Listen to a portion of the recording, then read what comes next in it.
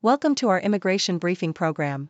Today, we've got a lively mix of stories that highlight the ongoing tensions, international cooperation, and personal struggles surrounding immigration issues. First up, in Minnesota, an intense showdown unfolded when an illegal immigrant refused to cooperate with ICE, drove off, and even hit an agent with his SUV. Shots were fired, but luckily no one was seriously hurt, just another reminder of rising tensions in the area. Next, on the international front, China and India are turning a new page. Starting December 22, China is simplifying visa applications for Indians, aiming to reignite tourism and business. This move comes after years of decline due to pandemic and political strains, and it could boost both countries' economies and strategic ties, exciting news for travelers and traders alike. Finally, a heartfelt story from Georgia. Godfrey Wade, a proud U.S. military veteran from Jamaica, has been detained in ICE custody for nearly 3 months. Despite his honorable service and contributions, DHS labels him a repeat offender based on minor past charges. His family and advocates are fighting hard for his release, emphasizing his service and dedication to the country. Please continue to watch for more details on these compelling stories. The Associated Press reports a tense incident in St. Paul, Minnesota, where an ICE agent fired shots after being struck by an SUV driven by a Cuban immigrant living illegally in the U.S. The man, who entered the country through a now-defunct program under Biden's administration, refused to comply with police and ICE officers, leading to a series of aggressive maneuvers including ramming police vehicles and attempting to escape into his apartment. Fortunately, no one was seriously injured, but the event underscores the rising tensions in the Minneapolis-St. Paul area amid ongoing immigration crackdowns, with clashes between ICE agents and protesters becoming more frequent as authorities intensify their enforcement efforts. The South China Morning Post details China's recent move to simplify visa procedures for Indian nationals, marking a significant step in the normalization of relations after a 5-year hiatus. Indian travelers will now be able to apply for visas online starting December 22, a change that aims to tap into India's lucrative $21.6 billion outbound travel market, projected to grow substantially by 2033. This easing of restrictions comes amid a backdrop of renewed diplomatic engagement, including the resumption of direct flights and increased trade, with experts noting that China's efforts to attract Indian tourists and business travelers could benefit both economies.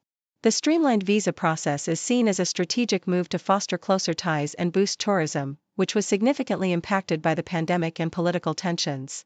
The Independent tells the story of Godfrey Wade, a Jamaica-born U.S. Army veteran, currently detained in Georgia by ICE after a routine traffic stop. Wade, who has lived in the U.S. for over 50 years and served honorably in the military, is facing deportation due to a criminal record that includes minor offenses like driving with a suspended license and past altercations. His fiancée, April Watkins, passionately advocates for him, emphasizing his contributions to the country and the injustice of his detention.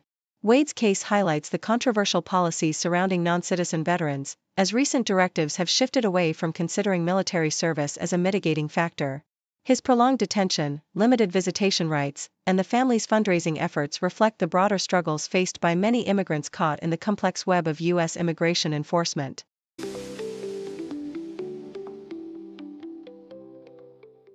The Baltimore Sun vividly recounts the distressing case of Vanessa Perezal, a Maryland mother detained by ICE, who was suddenly transferred to a Louisiana facility, delaying her court hearing.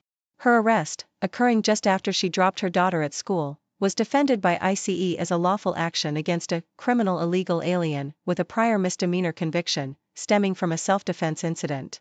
Her case highlights the ongoing tension between immigration enforcement and community safety, especially as her attorneys emphasize her long-standing residence in the U.S., her marriage to a citizen, and her efforts to legalize her status.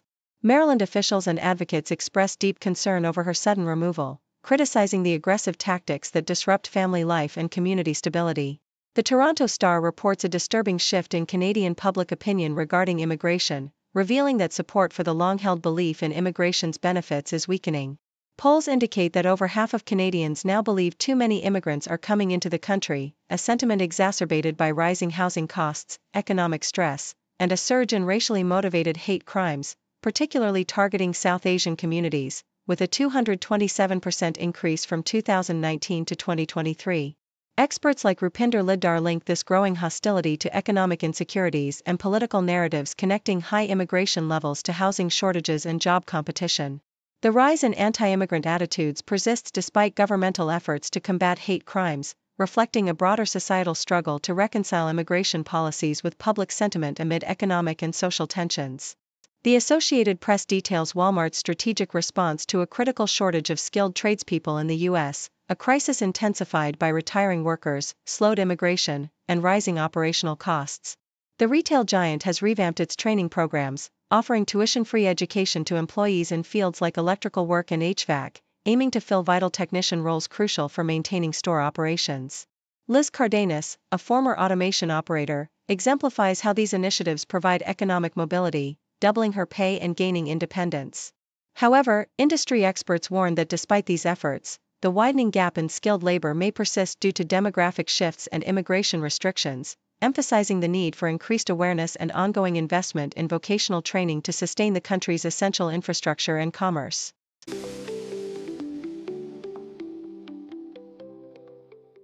The Australian Broadcasting Corporation provides a detailed account of the mysterious month-long stay of Sajid and Naveed Akram in Davao, Philippines, just weeks before the deadly Bondi shooting. The Akram duo arrived in the Philippines on November 1 and stayed in a modest hotel, room 315, for nearly 4 weeks, paying in cash and leaving little trace of their activities. Hotel staff described them as unapproachable and not suspicious, and CCTV footage indicates Naveed leaving the hotel early in the morning, but beyond that, little concrete information is available.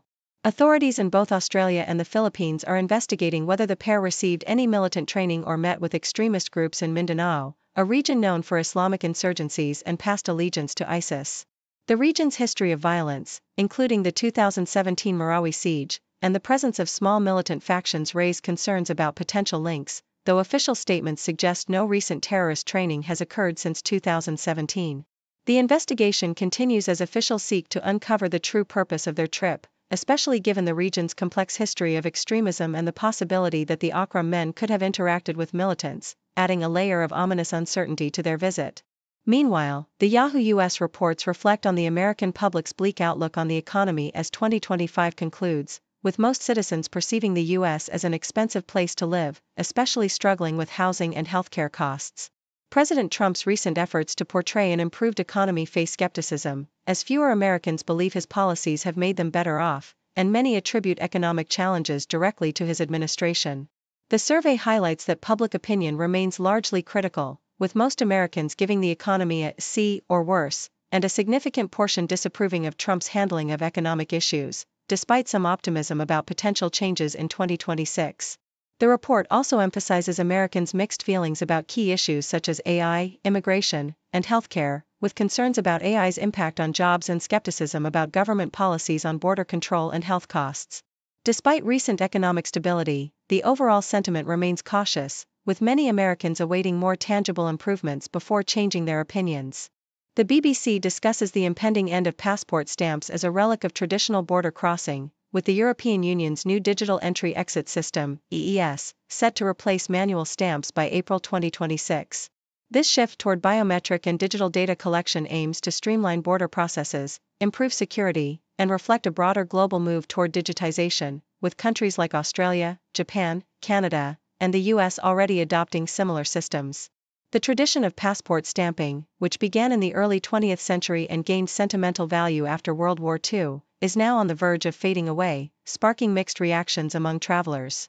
Some lament the loss of a tangible memory of their journeys, while others appreciate the convenience and efficiency of digital processing. Experts like Patrick Bixby note that stamps have historically symbolized mobility and status, and their disappearance raises questions about the future of travel documentation and the personal significance attached to physical travel records. Despite nostalgia, many travelers are adapting by collecting alternative souvenirs, but the debate about digital versus physical keepsakes continues, highlighting a cultural shift in how we record and remember our journeys.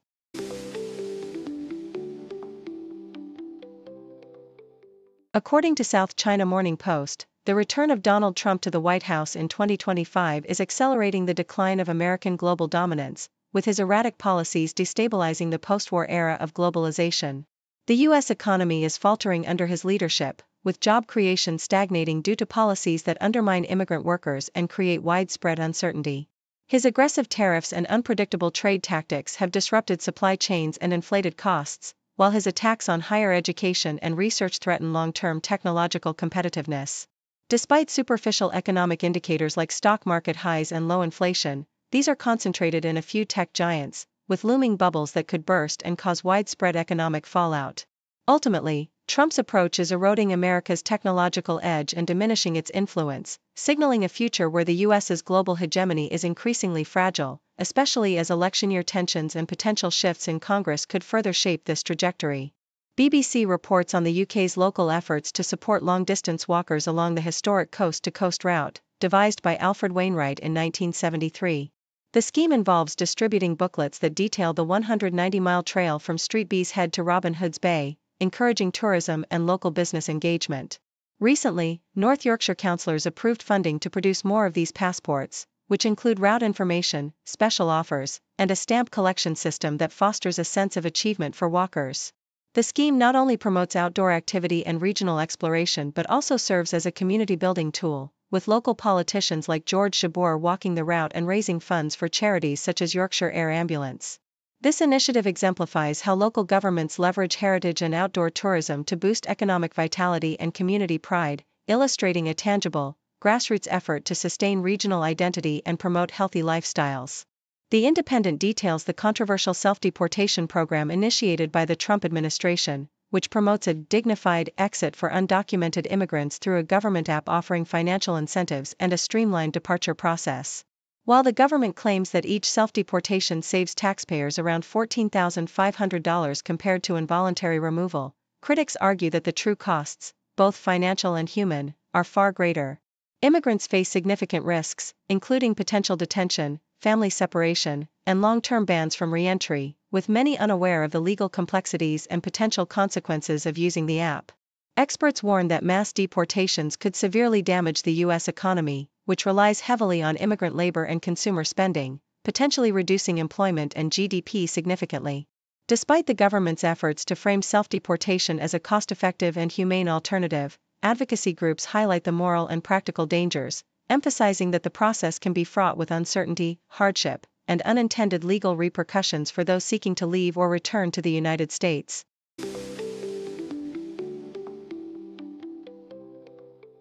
Thank you for tuning in. The content above showcases the latest briefing reports and analytical synopses, thoughtfully curated by the 6Do team. These insights stem from a wide array of reputable media outlets, think tanks, government sources, and specialized experts worldwide. We encourage you to explore these sources for a comprehensive perspective. Keep in mind that while the content may not always align with the official standpoint of 6Do Brief, it's not meant to be taken as absolute directives for decision-making. Comprising seasoned media professionals, learned scholars, and accomplished scientists, the 6Do team embodies a trailblazing, fully independent media entity. To customize 6Do Brief to meet your professional needs, you have the option to subscribe to a diverse array of briefings on our website, 6dobrief.com. Regardless of your location, you can conveniently receive 6Do Brief via email.